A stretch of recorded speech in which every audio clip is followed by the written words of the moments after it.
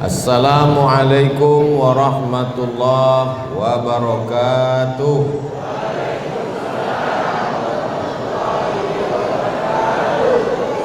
Alhamdulillah. Allahumma salli ala Sayyidina Muhammad wa ala ali Sayyidina Muhammad. Yang sama-sama kita hormati Imam Besar Masjid Al-Mizan beserta para alim, para ulama, para ustadz. Mudah-mudahan guru-guru awak panjang umur, sehat badan. Dan sama awak hormati Datuk Singo beserta Nenek Mama cerdik pandai. Hadir bersama kita malam ini sahabat-sahabat ambo dari angkatan IAIN Susko angkatan 96, Bapak Ustadz Repol yang sekarang menjadi anggota DPRD Provinsi Riau. Mudah-mudahan beliau panjang umur, sehat badan. Hadir juga kakak-kakak kelas kami dulu, malam ini bisa bersilaturahim. Ustadz Hendri, Ustadz Warko, Ustadz Saidul Tombang, bapak-bapak, ibu-ibu, hadirin hadirat, nan godang tak diimbau golau, nan ketek tak disebut nama. InsyaAllah awak sedonyo dimuliakan Allah Subhanahu Wa Taala. Amin ya rabbal alamin. Ambo sampaikan malam iko 5 amalan di akhir Ramadan. Sesudah ambo sampaikan 5 amalan niko, ambo jawab pertanyaan yang masuk melalui tulisan atau langsung. Sesudah itu habis balik awak ke rumah masing-masing. 5 amalan di akhir Ramadan. Amalan yang pertama adalah sunnah Nabi Muhammad sallallahu alaihi wasallam. I'takafa, dalil, ikut dalil. I'takafa Rasulullah sallallahu alaihi wasallam fil ashril awakhir min Ramadan. Nabi beriktikaf di 10 terakhir Ramadan. Jadi kalau besok hari Jumat 18, hari Sabtu 9 boleh, hari Ahad 20. Maka hari Ahad sore habis maghrib masuk ke Masjid Al-Mizan iktikaf, keluarnya sore Ramadan terakhir malam Idul Fitri. Itulah iktikaf. Cuman siap? Nah, ada berbunyinya, tak berbunyi. Inilah yang disebut dengan iktikaf itu. 10 hari 10 malam. Kalau Ramadannya 30 hari. Tapi kalau Ramadannya 29 hari, berarti 9 hari 9 malam. Itulah iktikaf yang paling panjang dilakukan Nabi selama 8 tahun. Jadi Nabi di Madinah itu 10 tahun. Tahun pertama tidak ada puasa. Tahun kedua baru ada puasa. Jadi Nabi puasa selama 9 kali Ramadan. Dari 9 kali Ramadan itu Nabi iktikaf 10 hari 10 malam 8 kali. Sedangkan Ramadan yang terakhir, waktunya meninggal, Ramadan terakhir itu iktikafnya 20 hari 20 malam. Mudah-mudahan panjang umur, sehat badan, kita bisa melakukan ini insyaallah. Amin ya rabbal alamin. Nah, apakah mesti 10 hari 10 malam baru disebut iktikaf? Ini ikhtilaf ulama. Menurut mazhab Maliki, mazhab paling tua Hanafi, nomor 2 Maliki, nomor 3 Syafi'i, nomor 4 Hambali. Menurut mazhab Maliki, iktikaf itu mesti menyatukan siang dan malam. masuk siang, sambung ke malam, dan mesti puasa. Kenapa Ustadz pilih Maliki dulu? Sebab mazhab Maliki yang paling berat iktikafnya. 3 syaratnya. Ada siang, ada malam, dan mesti puasa. Ini mazhab Maliki paling berat. Kalau gitu mazhab yang paling ringan lah Ustadz. Aku yang paling ringan. Mazhab iktikaf yang paling ringan mazhab Syafi'i. Lamo sikit dari rukuk itu udah dianggap iktikaf. Subhana rabbiyal azim wa bihamdi, subhana rabbiyal azim wa bihamdi, subhana rabbiyal azim wa bihamdi. Itu sudah dianggap iktikaf. 10 hari 10 malam berat. Mazhab Maliki siang malam puasa masih berat. Mazhab paling ringan mazhab Syafi'i. Jadi kita tadi masuk azan isya, sholat isya, tarawih, witir. Apakah itu sudah dianggap iktikaf? Memang kalau Habib Buko kok payah menjawab. Masuk tadi sembahyang isya, habis isya tarawih, habis tarawih witir, habis witir mendengar baca Quran, kata sambutan tuan imam. Kini Ustadz Somad tausiah. Apakah yang tadi itu bisa dianggap sebagai iktikaf? Menurut mazhab Maliki tidak. Karena menurut mazhab Maliki iktikaf mesti dari mulai siang menyambung ke malam. Tapi kalau menurut mazhab Syafi'i sudah dianggap sebagai iktikaf. Jadi kalau gitu apa mazhab awak? Oh, Syafi'i. Itulah lomaknya mazhab Syafi'i. Tapi kalau masalah nikah, lomak mazhab Hanafi. Mazhab Hanafi tidak pakai wali. Tapi kalau masalah kurban, boleh Hanafi. Hanafi berkurban wajib. Masalah witir, boleh Hanafi. Hanafi wajib sembahyang witir. Subuh, zuhur, asar, maghrib, isya, witir. Nan paling lama indak bermazhab. Kenapa lah Ustaz pakai mazhab ini, mazhab ini, mazhab ini? Awak kan ikut ulama. Al ulama warasatul anbiya. Tak usah pakai mazhab Hanafi, Maliki, Syafi'i. Langsung saja ke Quran. Ang baca Quran itu pakai riwayat apa? Quran yang awak baca ikut imam tadi itu riwayat Imam Hafs namanya. Dari Asim. Kalau riwayat Warsh tak begitu bunyinya. Riwayat Warsh, Alhamdulillahirabbil alamin, Ar-Rahmanir Rahim, Maliki Yaumiddin. Mimnya pendek. Maroko pakai riwayat Warsh. Sedangkan awak Indonesia, Malaysia, Brunei, Saudi Arabia, Mesir pakai riwayat Hafs an Asim. Jangan ikut-ikut imam, langsung aja ke Quran. Ang baca Quran pakai riwayat apa? Riwayat Hafs, berarti ikut imam. Langsung saja ke hadis. Hadisnya dari mana? Dari Sahih Bukhari. Itu ikut imam. Mana bisa tak ikut imam?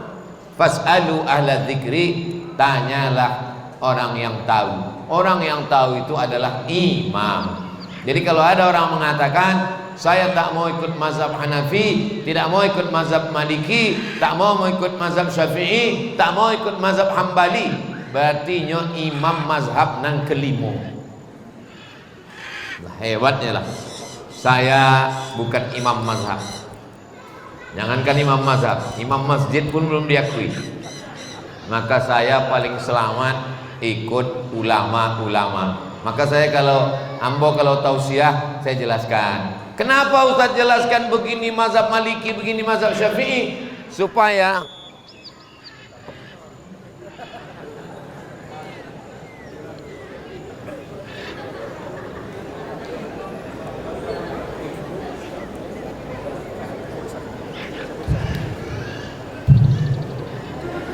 memasang mic pun awak mesti ikut imam.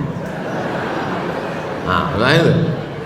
Memasang mic pun mesti awak ikut imam. Imam apa namanya? Imam elektronik. Apalagi pakai agama. Kau kalau nak dibuat-buat seorang, mana lo bisa? Tidak bisa kita main akal-akal. Rusak motor awak, bawa ke bengkel. Rusak AC, bawa ke servis. Rusak agama, betulkan sendiri. Tak bisa. Ikut ulama. Al-ulama warasatul anbiya. Fas'alu ala dzikri in kuntum la ta'lamun. Ikut ulama. Yang paling selamat adalah ikut ulama. Mazhab Maliki iktikafnya berat. Kalau gitu awak ikut mazhab Syafi'i. Memanglah kita mazhab Syafi'i. Maka kalau tidak sanggup 10 hari 10 malam, paling tidak sehari semalam. Tak sanggup sehari semalam, lama sikit dari ruku. Tak sanggup lama sikit dari ruku. Ini dari lipat kain ni arah ke Kuntu, kan ada sungai situ kan. Tojun lah situ. Apa guna lama-lama itu tidak beribadah.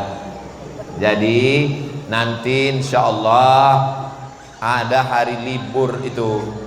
Selama Ramadan ini ada hari libur, hari Sabtu, hari Ahad. Bagi yang beralasan masih masuk sekolah, masih masuk kantor, masih pegawai, tidak ada alasan. Iktikaf hari Sabtu, hari Ahad. Silakan masuk ke masjid. Kalau di Masjid Al-Mizan buat program iktikaf, bagus. Kalau tidak ada dibuat program iktikaf, awak iktikaf suang-suang. Masuk ke dalam iktikaf. Niatnya nawaitul iktikaf fi hadzal masjid lillahi ta'ala. Apakah mesti malam 21? Enggak, tiap malam. Termasuk malam itu. Nawaitul, apa tadi masuk? Nawaitul iktikaf fi hadzal masjid lillahi ta'ala. Saya tak niat tadi Pak Ustaz. Kini berniat. Nawaitul iktikaf fi hadzal masjid lillahi ta'ala. Selama kita beriktikaf di masjid ini, malaikat mendoakan dua. Allahumma fir lahu, ampunkan dia, warhamhu, rahmati dia. Tadi saya baru dapat WhatsApp dikirim oleh Ustadz Dr. Zul Ikromi, Imam Besar Masjid Raya An-Nur Provinsi Riau, bahwa Masjid Raya An-Nur iktikaf selama 10 malam. Ustadz Abdul Somad dikasih jatah tanggal 2 April nanti. Jadi di An-Nur iktikafnya dikelola. Masuk jam 2 malam. Dari jam 2 ke jam 3 baca Quran, tadabbur ayat. Dari jam 3 ke jam 4 tahajud. Dari jam 4 ke setengah 5 zikir muhasabah. Setengah 5 makan sahur.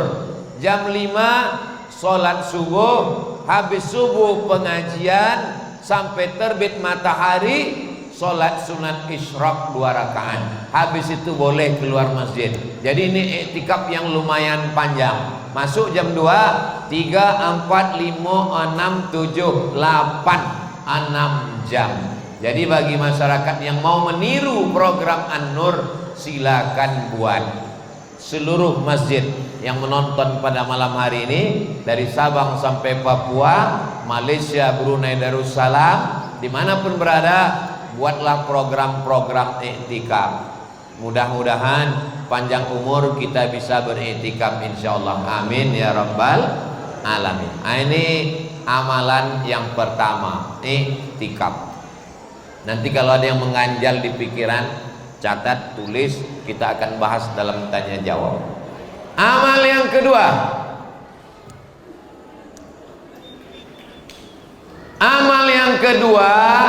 tanggal 9 April hari Selasa. 9 April hari Selasa itu puasa kita hari yang ke-29. Apa amal tanggal 29 Ramadan itu nanti? 29 Ramadan bertepatan 9 April, amalnya adalah menengok anak bulan. Anak bulan itu bahasa Arabnya hilal. Jadi tanggal 9 April itu nanti sedang dicari, diintip, diintai hilal. Jadi suami ibu yang namanya hilal jangan kasih keluar rumah. Sebabnya sedang dicari saya uang. Kalau sore tanggal 29 itu nanti nampak hilal, maka hari Rabu tanggal 10 April hari raya, karena sudah nampak hilal.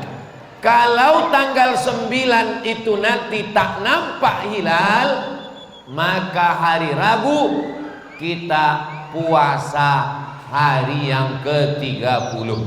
Begitu berdasarkan hadis Nabi sallallahu alaihi wasallam. Sumu li ru'yatih, berpuasalah kamu kalau nampak hilal, waftiru li ru'yatih, berhari rayalah kalau nampak hilal. Maka pemerintah Republik Indonesia membelikan teropong. Setiap provinsi dibelikan teropong menengok hilal. Dipasang di gedung yang paling tinggi di Jalan Sudirman, di muka Masjid Ar-Rahman. Harga teropong ini 50 juta. Sejak dibeli sampai kini tidak pernah nampak anak bulan. Belum pernah sekalipun sidang isbat di Jakarta berdasarkan penampakan anak bulan dari Pekanbaru. Dia pokak telinga, tak pernah. Itu menunjukkan teropong Pekanbaru tak pernah nampak anak bulan. Asal dipasang nampak asuk. Yang selalu nampak bulan teropong di Jakarta Timur, Cilincing. Yang selalu nampak bulan yang wilayah timur Indonesia, yang tepi laut, yang tidak berawan, yang tak berasap. Nah, itu selalu nampak bulan. Lalu kenapa sudah terdengar rumor isu bahwa kita hari raya Rabu 10 April? Dari mana orang mengatakan kita hari raya 10 April? Karena berdasarkan hisab, ilmu astronomi, ilmu falak, hari Selasa tanggal 9 April itu ketinggian hilal 4 derajat. Sedangkan kesepakatan Mabims, Majelis Agama Islam, Mabims, Majelis Agama Islam, MAI, Majelis Agama Islam, Brunei, Indonesia, Malaysia, Singapura sepakat 4 negara kalau 2 derajat itu sudah nampak anak bulan. Dan nanti tanggal 9 April hari Selasa menurut ilmu astronomi itu sudah 4 derajat. Jadi menurut ilmu astronomi hari Selasa itu sudah nampak anak bulan. Berarti hari raya menurut ilmu falak. Tapi nanti tetap ditunggu saksi. Makanya ibu yang ingin memasak ayam, memasak ketupat, nah itu besar kemungkinan sudah nampak karena 4 derajat. Muhammadiyah tidak mesti 4 derajat, cukup 0, sekian derajat asal nampak itu sudah dianggap hilal. Itu makanya kemarin Muhammadiyah puasa tanggal 11 Maret, kita tanggal 12. Kenapa bisa berbeda? Karena Indonesia, Brunei, Malaysia, Singapura mesti 3 derajat. Sedangkan Muhammadiyah tidak mesti 3 derajat. 1 derajat pun sudah dianggap sebagai hilal. Jelas? Nah, nanti mana tahu anak-anak kita bertanya, kenapa kita bisa beda? Muhammadiyah kok tanggal 11, kita kok tanggal 12, kok beda? Orang tua biasanya kalau dia tahu dia jawab, kalau dia tak tahu dia bilang jangan tanya-tanya, banyak tanya Yahudi Bani Israel.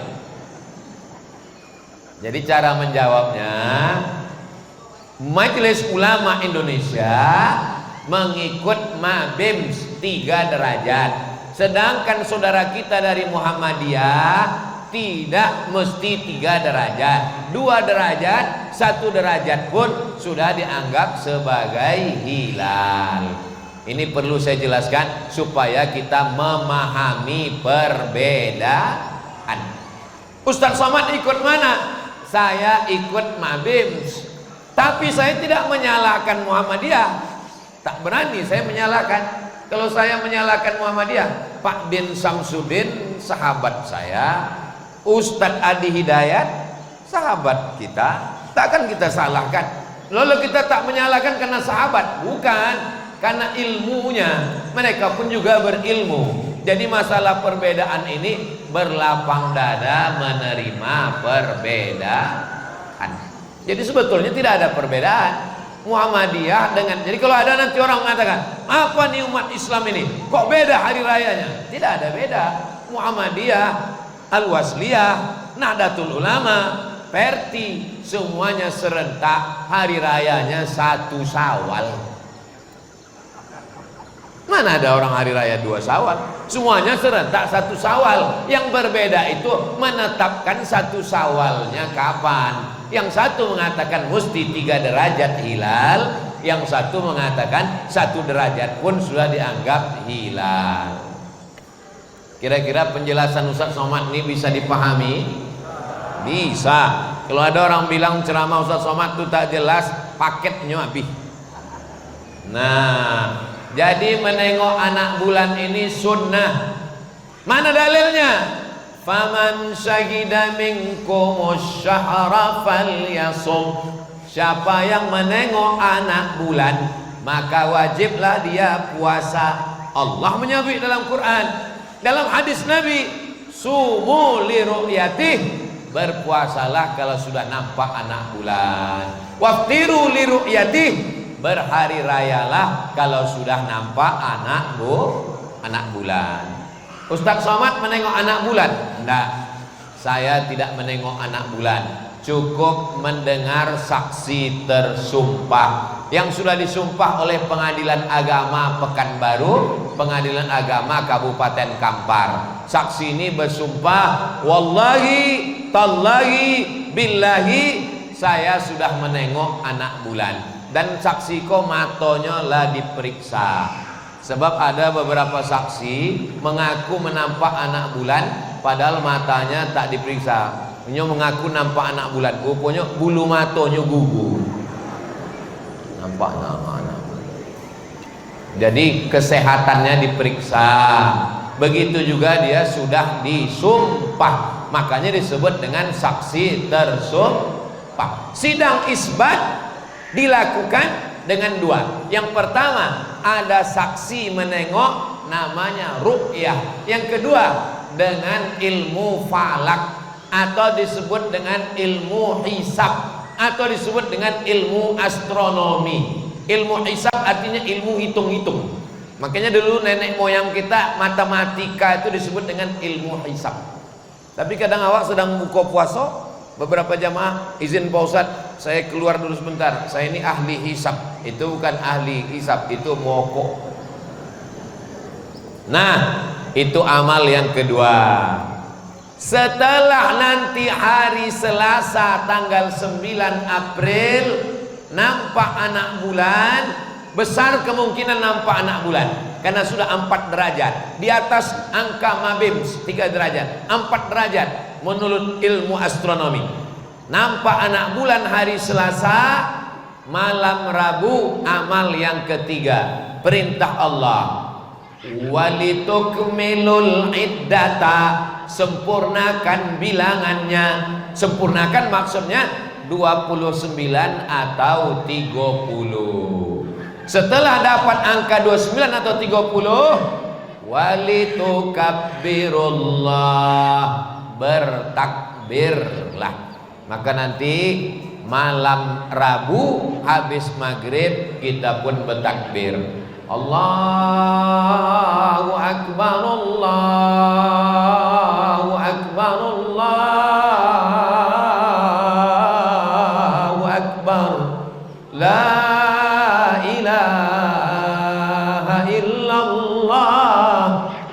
Allahu akbar, Allahu akbar, walillahil hamd. Anak-anak latihan takbir.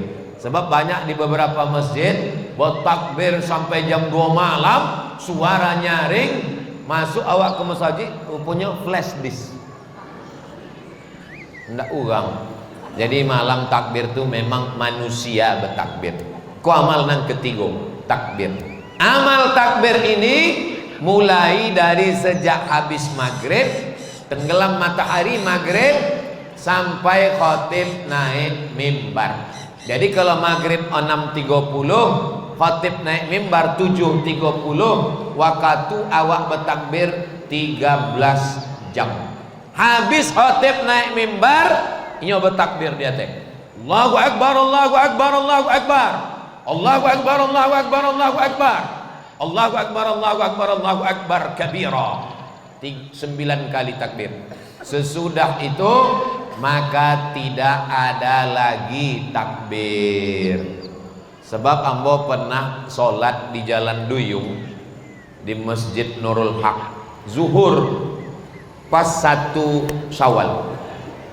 Habis salam zuhur, assalamualaikum warahmatullah, assalamualaikum warahmatullah. Imam balik kampung sodonya. Jadi entah anak-anak muda dari mana maju jadi imam. Habis sholat tuh bertakbirnya, Allahu akbar, Allah. Kami makmum lah bertengok-tengokan. Kata yang satu, lupa.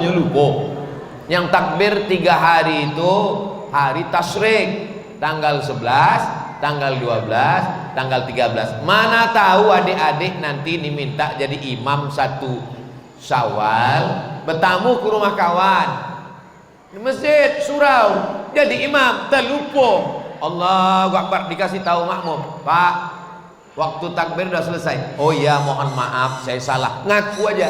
Ini kadang banyak udah salah, Pak, waktu takbir udah habis. Bertakbir mengagungkan Allah, mari kita agung. Kalau salah aja ngaku. Itu maksudnya takbir Idul Fitri lah sudah habis. Banyak kita tengok orang bertakbir di masjid bertakbir, di rumah tak ada bertakbir. Ini tak betul. Bertakbir dimanapun. Ibu sedang memasak di dapur, Allahu akbar, bertakbir. Ibu sedang mengelap toples, hendak mengisi kue hari raya, tetap bertakbir, Allahu akbar. Bapak sedang nyetir di jalan balik kampung, bertakbir, Allahu akbar, meleleh air mata. Sebab apa? Khawatir tidak sampai. Dek macet di Jalan Putih. Mudah-mudahan yang balik kampung sampai dengan bahagia, insya Allah. Jadi masalah bertakbir ini adalah yang bahagia karena ibadahnya full. Tarawih saya banyak, ibadahmu tak ada apa-apanya. Allah yang maha besar, Allahu akbar. Yang merantau tak bisa balik kampung, merasa diri kecil, sedih, usir kesedihanmu dengan bertakbir. Itu guna takbir. Yanglah sombong menjadi rendah, yang sedih menjadi terangkat. Itu fungsi takbir. Tak bisa balik kampung, sama-sama merantau, sama-sama susah, pergi ke kota. Yang satu berhasil pulang kampung bawa mobil baru, walaupun baru bayar DP. Yang satu tak bisa balik kampung. Yang bawa mobil baru jangan sombong, bertakbirlah, Allahu akbar. Yang tak bisa balik kampung jangan sedih, bertakbirlah, Allahu akbar. Yang satu Allahu akbar mengusir sombongnya, yang satu Allahu akbar mengusir sedihnya. Allahu akbar. Anak-anak muda mulai latihan. Kalau di Pekanbaru hamba tengok malam takbir dilepas oleh wali kota di Jalan Sudirman, melepas pawai takbir. Pumpang. Anak lajang, anak gadis berbonceng-bonceng. Apa ini? Merusak malam takbir. Bapak-bapak yang punya anak lajang, punya anak gadis, jangan rusak malam Idul Fitri dengan membonceng-bonceng anak gadis orang. Yang udah bertunangan,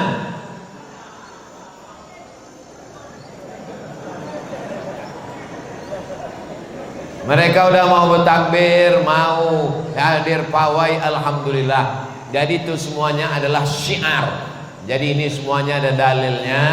Maka kita laksanakan takbir di rumah. Tidak lama, tidak lama Bapak Ibu, 3 boleh jamnya. Dari azan maghrib sampailah khotib naik mimbar. Nanti kalau datang ke tempat sholat Idul Fitri di masjid, di tanah lapang, bertakbir non-stop sampai khotib naik mimbar, sampai akhirnya diumumkan. Bapak Ibu sekalian, kita stop sebentar takbir. Adapun imam Idul Fitri kita hari ini dan khotib kita adalah uang yang terkumpul dari infak sedekah hari ini.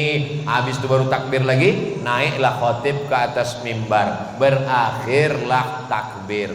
Ini amal nan ketiga. Yang pertama i'tikaf, yang kedua menengok anak bulan, yang ketiga bertakbir, yang keempat membayar zakat fitrah. Kapan wajibnya membayar zakat fitrah? Dari mulai habis maghrib malam Idul Fitri sampai khotib naik mimbar, sama dengan waktu bertakbir. Jadi kalau ada orang sudah bayar zakat fitrah sekarang, kinilah bayar zakat fitrahnya, atau 2 hari sebelum Idul Fitri lah membayar zakat fitrah, itu namanya waktul jawaz, waktu boleh, tapi belum waktul wujub, belum waktu wajib. Wajibnya membayar zakat fitrah dari mulai sholat maghrib tenggelam matahari Selasa malam Rabu 9 April nanti sampai hari Rabu 10 April khotib naik mimbar. Siapa yang hidup selama 13 jam ini wajib bayar zakat fitrah. Misalnya, ada orang lipek kain meninggal hari Selasa ba'da asar tanggal 9 April. Apakah dia wajib bayar zakat fitrah? Tidak. Kalau ambo bertanya, jamaah tidak perlu jawab, karena setiap ambo tanya itu ambo jawab suang. Tanggal 9 April 29 Ramadan ba'da asar meninggal, tidak wajib bayar zakat fitrah. Kenapa? Karena dia tidak hidup di waktu wajib. Waktu wajib itu setelah azan maghrib. Makanya kalau ada di antara bapak ibu yang bakhil, pelit, tak mau bayar zakat fitrah, meninggallah sebelum azan maghrib.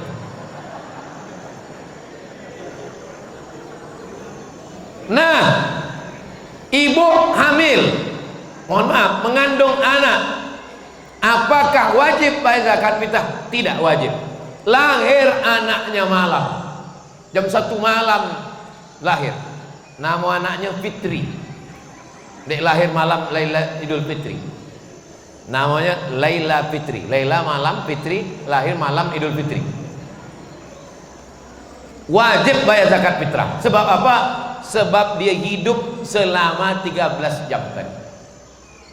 Walaupun setelah lahir itu meninggal, tetap dibayarkan zakat fitrah karena dia hidup bernyawa selama 13 jam dari mulai tenggelam matahari azan maghrib sampai terbit khotib naik mimbar. Jadi kalau ada ibu-ibu hamil tak mau membayar zakat fitrah, usahakan anaknya itu lahir sesudah khotib naik mimbar. Naik khotib naik mimbar, Allahu Akbar, Allahu Akbar, itu tak wajib bayar zakat fitrah. Jelas? Ambo kalau mengajar insya Allah jelas. Ambo mau jelas sedetil-detilnya supaya jamaah awak paham bila membayar zakat fitrah. Tapi jangan dek ceramah tausiah ambo iko lalu uang lipek kain sodonya membayar zakat fitrah malam Idul Fitri. Jangan.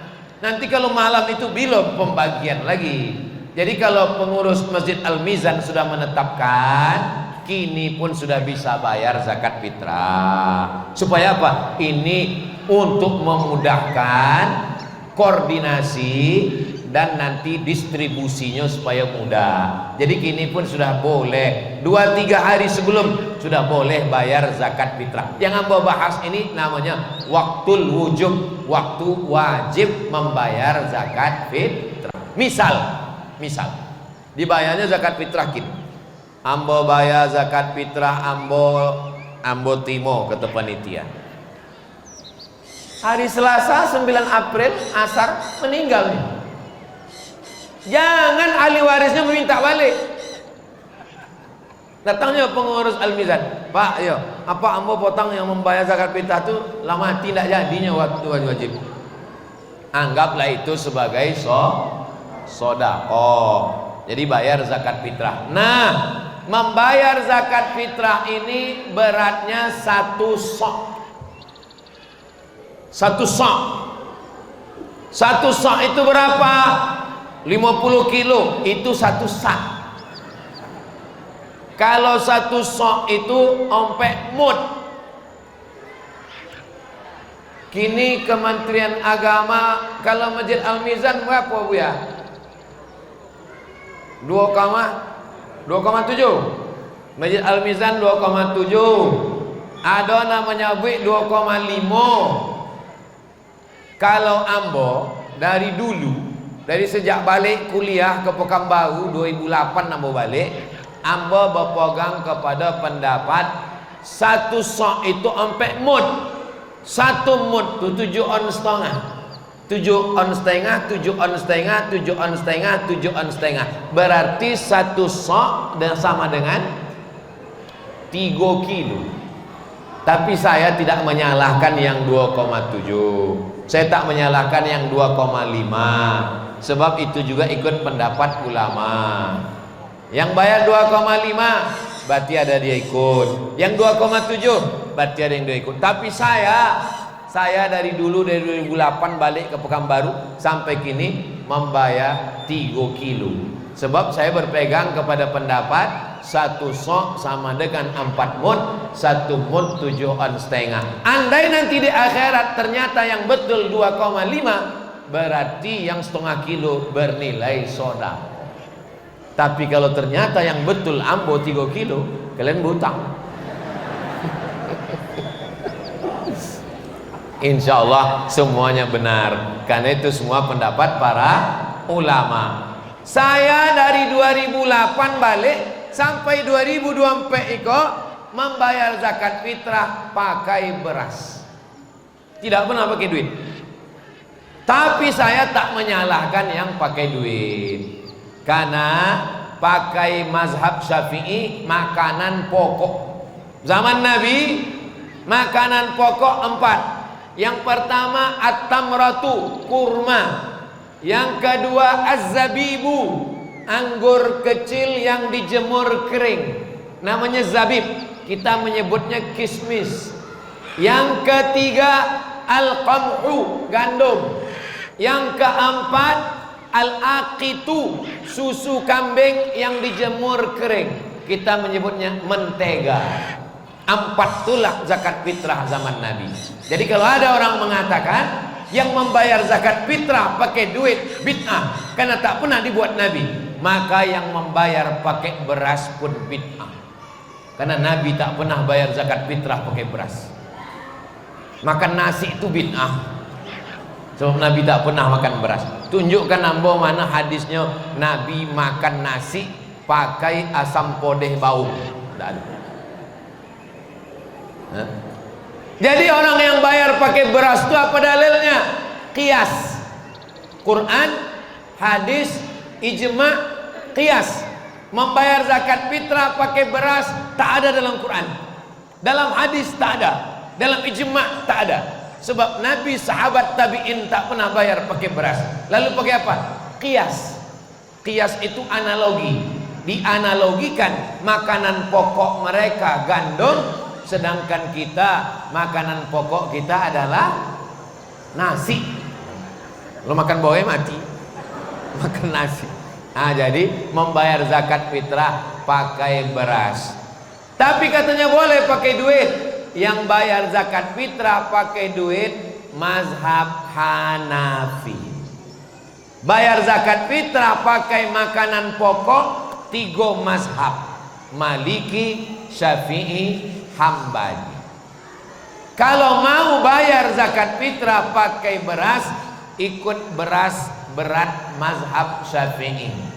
Kalau mau bayar zakat fitrah pakai duit, ikut berat pakai mazhab Hanafi. Mazhab Hanafi berat 1 sok 3 kilo 800 gram, 3,8. Jadi kalau mau 2,5, 2,7, 3 kilo, pakailah mazhab Syafi'i. Itu yang saya tahu.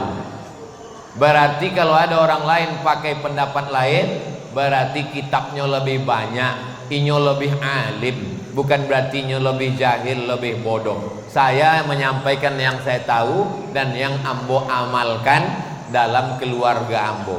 Ambo saya, anak saya, istri saya membayar zakat fitrah pakai beras. Ambo saya yang membeli berasnya, masukkan ke kresek, bayar. Ini zakat fitrah saya. Nah, ambil sebungkus lagi. Ini zakat fitrah istri saya. Ini zakat fitrah Mizyan Hazik Abdillah. Ini zakat fitrah Sami Ahmad Mesbahi Ibadillah. Ompek bungkui. Yang jadi masalah, beras ini 1 bungkus inilah sodonya. Saya dari rumah bawa duit, sampai ke masjid saya beli berasnya. Pak, saya beli beras ini 2,5 kilo. Kata Pak ini saya jual. Sekarang berasnya jadi punya saya. Saya bayarkan zakat fitrah untuk saya. Nah, habis itu saya beli lagi. Ku beli lagi yo. Yuk. Zakat fitrah untuk istri saya. Dah. Habis itu ambo beli lagi yo. Zakat fitrah untuk anak saya. Dah. Habis itu ambo beli lagi yo. Yo.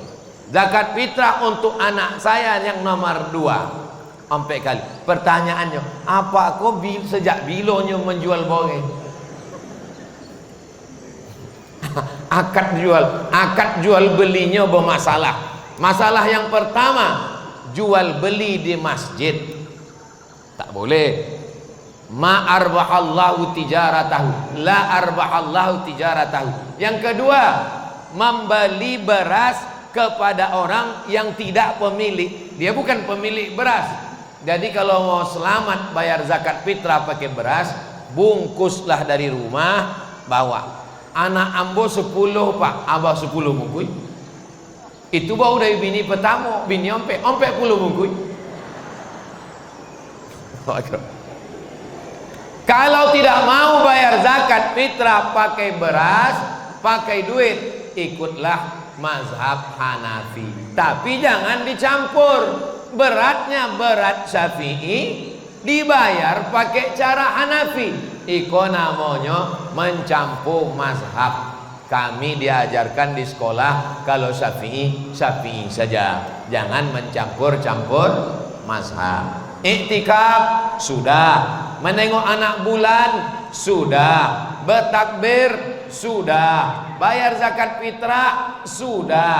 Yang kelima, sholat Idul Fitri. Sholat Idul Fitri tak perlu diajak, karena yang tak sembahyang setahun pun sholat Idul Fitri. Kalau mau menengok umat Islam, tengoklah sholat subuh berjamaah. Kalau sholat Idul Fitri, semua orang sholat Idul Fitri beramai-ramai.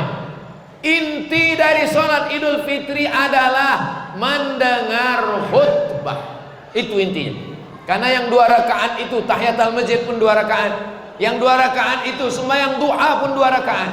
Maka inti dari Idul Fitri mendengar khutbah. Mumpung orang sedang pulang kampung, jamaah berkumpul ramai, disitulah khatib menyampaikan pesan-pesannya.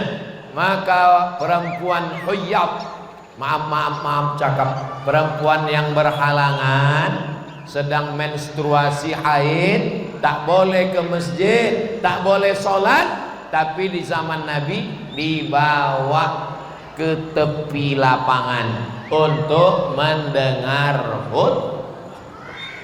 dengarkan khutbah.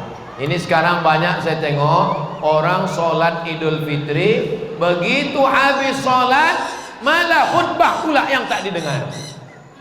Habis sholat bubar, habis sholat Assalamualaikum warahmatullahi wabarakatuh, Assalamualaikum warahmatullahi wabarakatuh, asik menengok.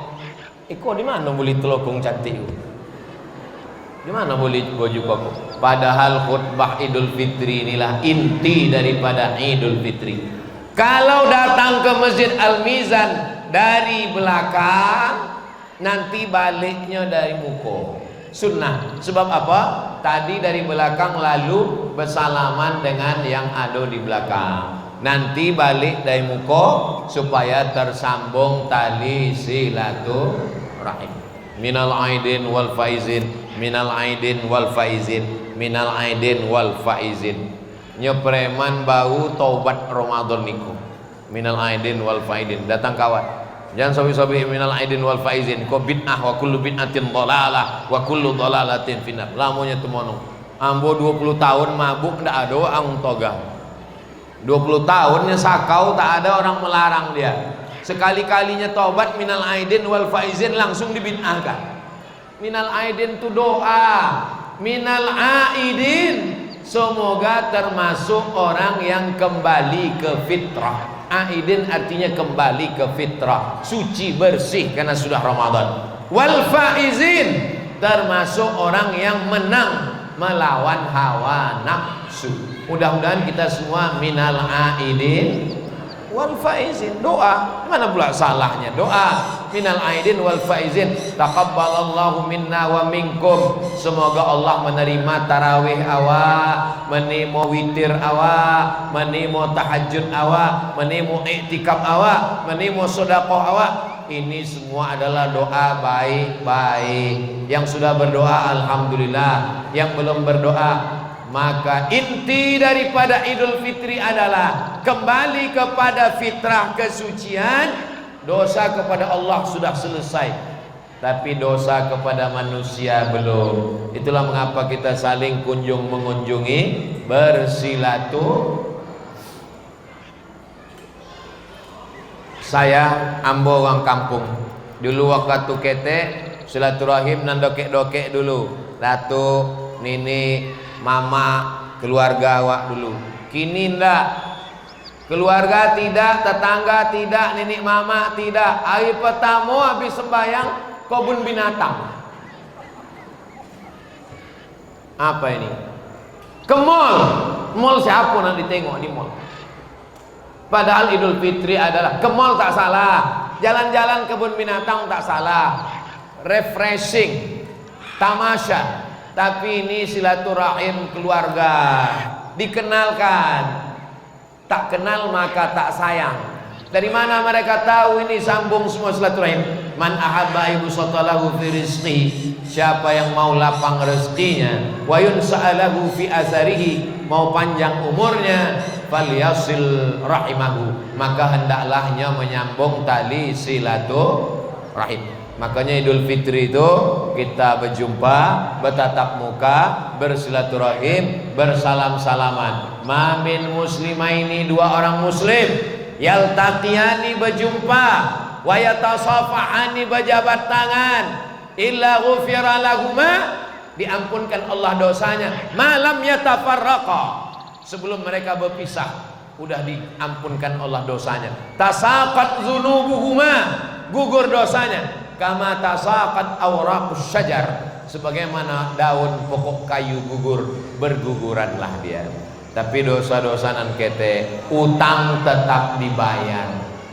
Nah, jangan karena udah Idul Fitri bersilaturahim salaman, utang belum. Adapun membagi duit untuk anak-anak kecil, itu juga dilakukan oleh kalangan salaf, dari kalangan tabi'in. Mereka membagikan hadiah, tahadu, ta'abu, saling berbagi hadiahlah kamu, kama kamu akan berkasih sayang.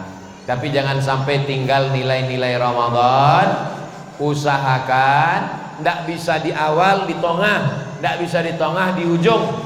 Man shoma Ramadan, siapa yang puasa Ramadan, summa asba'ahu sittan min Syawal, iringi 6 hari di bulan Syawal, kana kasyamid dahri, sama seperti dapat pahala puasa setahun. Satu hari puasa 30 hari puasa tambah 6, 36 kali 10, karena satu hari itu dibalas 10. Man ja'a bil hasanati falahu asyru amsalihha, satu dibalas 10. 360 itu adalah 30 tambah 6, 36 kali 10, 360. Masyarakat Kabupaten Kampar, baik yang Kampar maupun Kampar Kiri, dan di beberapa daerah di Indonesia sudah dibiasakan ulama melaksanakan puasa 6 hari ini. Maka ada istilah puasa ketupat, hari raya ketupat, hari raya 6. Apa maksudnya? Setelah satu hari makan, ulama dulu berhasil membuat tradisi. Habis itu mereka puasa lagi, nanti hari raya lagi di hari yang ke-7 atau ke-8. Kenapa? Karena ulama mendidik mereka berpuasa sunat 6 hari. Kalau kita tak mampu mengajak, jangan mengejek. Kalau tak sanggup membiasakan umat untuk beramal sunnah, jangan membid'ahkan mereka. Karena ulama dulu lebih berhasil daripada kita sekarang untuk mendidik umat ini melaksanakan sunnah-sunnah Rasulullah Sallallahu Alaihi Wasallam. Bagi perempuan yang kemarin tinggal 7 hari, karena maaf cakap halangan, laksanakan puasa 6 hari di bulan Syawal, niatnya qadha. Misalnya kakak, ibu tinggal, saya niat puasa qadha di bulan Syawal, maka otomatis qadhanya lunas dan dapat pahala puasa sunat 6 hari. Ibu yang tinggal 7 hari lah, 2 kali yang bahasa ibu tinggal 7 hari, rupanya apa tinggal 7 boleh hari, lebih banyak lu apa tuh le. Nah, maka bapak qadha nanti di bulan Syawal, saya niat qadha, saya niat qadha 6 hari, otomatis dapat pahala puasa 6. Bukan kata Abdul Somad, kata Imam Zakaria Al-Ansari, ulama besar mazhab Syafi'i, dikutip oleh Imam Syekh Atiyah Soqar dalam Fatwa Al-Azhar, fatwa-fatwa Al-Azhar. Panjang umur, sehat badan, bisa awak ziarah ke makam Imam Syafi'i di Mesir. Amin. Iko makam Imam Syafi'i, nanti di samping makam Imam Syafi'i itu ada makam imam namanya Zakaria Al-Ansari. Nah, Imam Zakaria Al-Ansari itulah yang berfatwa bahwa orang yang puasa qadha 6 hari di bulan Syawal otomatis dapat pahala puasa sunat Syawal, tapi niatnya tetap satu, niat qadha. Ini motivasi untuk mengganti, jangan tunda-tunda.